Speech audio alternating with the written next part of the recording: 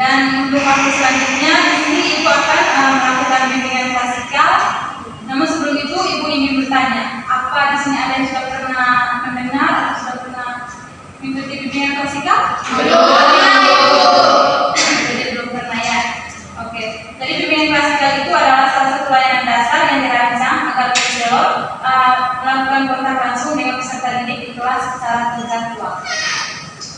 Lalu tujuan melakukan bimbingan ini yang pertama itu agar peserta didik mampu memahami apa itu tentang karir, yang kedua peserta didik mampu merencanakan karir setelah mendapatkan informasi tentang karir, yang ketiga itu peserta didik dapat menjelaskan manfaat dari informasi karir. Nah, dalam bimbingan klasikal juga ada asas-asas dalam bimbingan klasikal, yaitu ada 3 asas. Yang pertama ada asas keterbukaan, asas kesukarelaan, dan asas kerahasiaan. Asas keterbukaan itu yang mana segala sesuatu yang mau kita ceritakan itu harus secara terbuka tanpa ada yang kita tutupi. Lalu yang kedua itu asas kesukarelaan. Asas kesukarelaan itu yang mana dalam menceritakan sesuatu apapun itu, adik-adik tidak perlu merasa takut karena dipaksa oleh orang lain, tapi kalian itu mau sukarela bercerita tanpa ada paksaan dari orang lain. Lalu yang ketiga itu ada asas kerahasiaan. Asas kerahasiaan di sini yang dimaksud tentunya adik-adik itu kalau dengan teman menceritakan sesuatu itu, kalau seandainya temannya bilang ini hanya kita yang tahu, tidak boleh orang lain tahu. Jadi adik-adik harus bisa menjaga rahasia itu dengan teman, tidak boleh menceritakan ke orang lain. Di sini apa adik-adik sudah paham? Kalau Ibu lihat dia, sepertinya kalian sudah jenuh, mungkin ada yang setelah belajar tadi. Lapar Ibu haus. Oke. Jadi Ibu meminta kesediaan adik-adik di sini. Ada yang bisa nyanyi? Tidak Ibu. Ada Ibu. Siapa yang bisa? Ika Risma bisa nyanyi? Supaya adik Risma yang pimpin nyanyi, teman-teman nanti ikut. Baik Ibu. Yuk.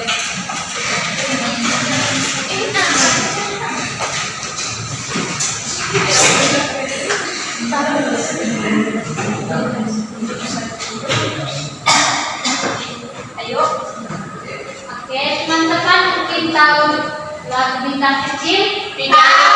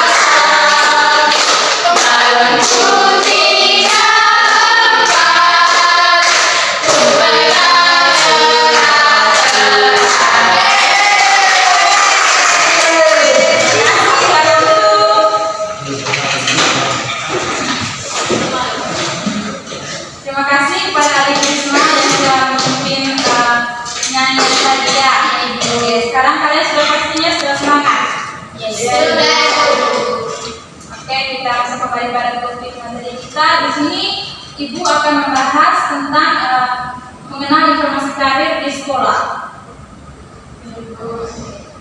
Yang pertama di sini tentang pengertian pengertian karir dan informasi karir. Di sini ada yang tahu tidak apa itu? Pekerjaan. Ada lagi? Profesi. Sekolah.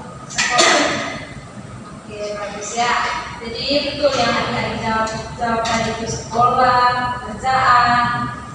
Jadi di sini menurut para ahli yang pertama itu menurut mukjizat karir adalah kemajuan seorang dalam suatu lapangan pekerjaan yang diperolehnya selama ia bekerja atau perkembangan kemajuan seorang dalam suatu lapangan pekerjaan selama masa aktif dalam hidup. Yang kedua, Gibson dan kawan-kawan karir sebagai persepsi orang mengenai urutan sikap dan perilaku yang berhubungan dengan pengalaman dan kegiatan yang berkaitan dengan pekerjaan sepanjang hidup seseorang. Dan berdasarkan pengertian di atas, maka yang dimaksud dengan karir adalah seluruh kemajuan yang telah dicapai seorang dalam pekerjaan yang disertai dengan meningkatnya tanggung jawab. Lalu, selain pengertian tentang karir, ada pula informasi karir. Informasi karir menurut Prayitno yang pertama merupakan suatu layanan yang memberikan penjelasan kepada individu mengenai suatu karir. Apa yang disebut yang dibutuhkan suatu karir, bagaimana tanggung jawab dalam suatu karir, supaya individu mampu menentukan tujuan dan arah serta mampu mencapai cita-citanya dengan baik. Lalu yang kedua itu ada Winkel, informasi karir yaitu kegiatan pemberian pengetahuan kepada individu mengenai karir dengan bentuk nyata baik dalam pendidikan, sekolah, bidang pekerjaan atau bidang pengembangan pribadi dan sosial. Hal itu dilakukan supaya individu bisa merancang, mengatur dan belajar untuk memiliki karir yang baik bagi dirinya sendiri. Nah, dari beberapa uraian di atas tadi mengenai pengertian informasi karir, maka di sini dapat disimpulkan bahwa informasi karir yaitu suatu layanan bimbingan dengan cara melakukan penjelasan pengarahan mengenai karir dan lingkungan karir kepada siswa supaya siswa mampu memahami bagaimana makna dan memiliki pengetahuan yang menandai tentang dunia karir yang akan menjadi bekal siswa memilih dan menetapkan karir. Itu maksudnya itu dengan kalian contohnya ini seperti yang ibu lakukan saat ini. Itu adik-adik punya bayangan nanti, oh cita-cita saya menjadi apa? Dari ibu yang menjelaskan tentang karir-karir ke depan yang akan bekerja. Ini walaupun adik-adik masih SD, pastinya adik-adik punya cita-cita. Iya ibu. Di sini siapa yang tidak punya cita-cita? Ada ibu. Siapa? Ika ibu. Mesti ada tuh cita ibu. Oke. Bagus kalau sudah punya cita-cita dan caranya. Lalu yang kedua itu tentang perencanaan karir. Ada yang tahu kata perencanaan? Tidak. Tujuan. Perencanaan itu tadi seperti yang ibu sudah jelaskan tadi, bahwa kita sudah mulai memikirkan dari sekarang kita nanti mau jadi apa. Jadi kita sudah punya rencana memang untuk karir kedepannya bagaimana. Nah, di sini perencanaan karir merupakan sebuah kegiatan yang seharusnya direncanakan dalam waktu yang lama dan matang untuk mencapai tujuan arah hidup kedepannya. Itu seperti yang ibu jelaskan tadi. Walaupun adik-adik sekarang masih SD, tapi adik-adik sudah punya cita-cita untuk karir kedepannya nanti seperti apa. Lalu yang berikut itu manfaat dari informasi karir. Menurut adik-adik nih, contohnya seperti yang ibu jelaskan saat ini. Manfaat dari yang ibu jelaskan menurut adik-adik itu apa? Menambah pengetahuan. Ada lagi? Agar kami bisa mengetahui karir atau apa yang ingin kami kerjakan di masa depan. Oke, bagus.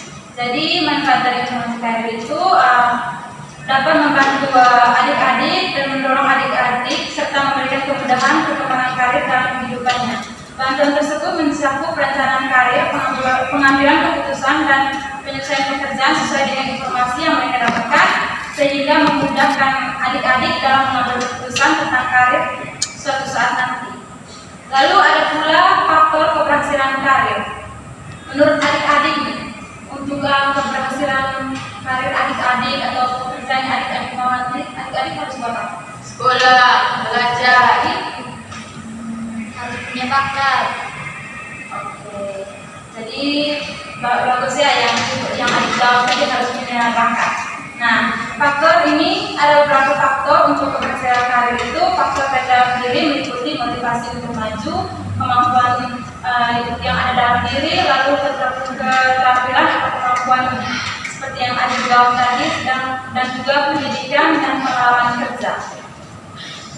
Sedangkan faktor yang berasal dari luar individu yaitu sikap atasan, lowongan jabatan dan produktivitas kerja. Baik, sampai di sini ada yang ingin ditanyakan? Tidak ada. Oke, tidak ada yang ingin ditanyakan? Tidak ada. Oke, baik. Jadi materi kita hari ini sampai di sini. Nah, waktu selanjutnya Ibu ingin memberikan kesempatan kepada adik-adik yang ingin membuat rangkuman sesuai dengan materi kita hari ini. Ada yang bisa? Apa yang adik-adik dapatkan dari Ibu jelaskan? Ada Ibu. Oke, silakan Kirena. Baik Ibu, karir itu berupa pekerjaan ataupun kemajuan dalam diri seseorang. Terus informasi karir itu adalah berupa informasi yang berkaitan dengan karir yang berupa dari sekolah, terus pekerjaan, agar kita itu bisa memilih karir yang sesuai dengan kemampuan yang kita miliki. Oke, terima kasih Helena, bagus. Ibu. Lalu yang berikut juga Ibu meminta kepada adik-adik yang mau memberikan kesan dan pesan. Itu maksudnya bagaimana perasaan kalian atau apa yang kalian rasakan selama menjalani kegiatan kita saat ini atau melakukan yang bersama dengan Ibu. Sunnah Ibu. Nah, Saya belum, nanti lebih banyak permainan itu.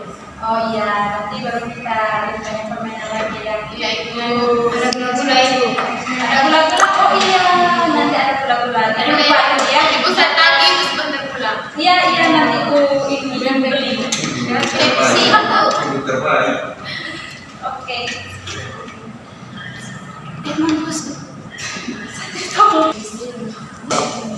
Baik, sekian sudah materi kita hari ini.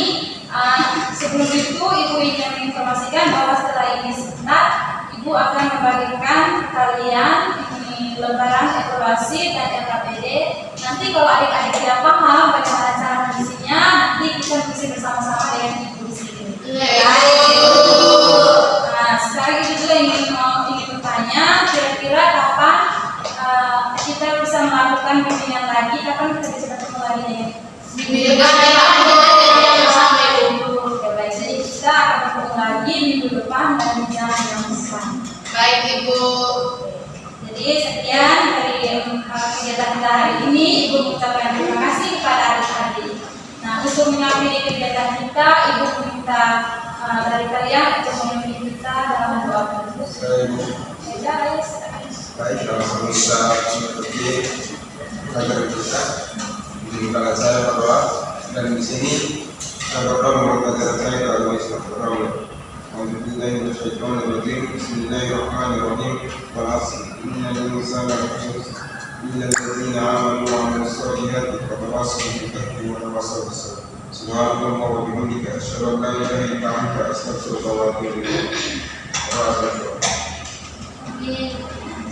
Oke, baik.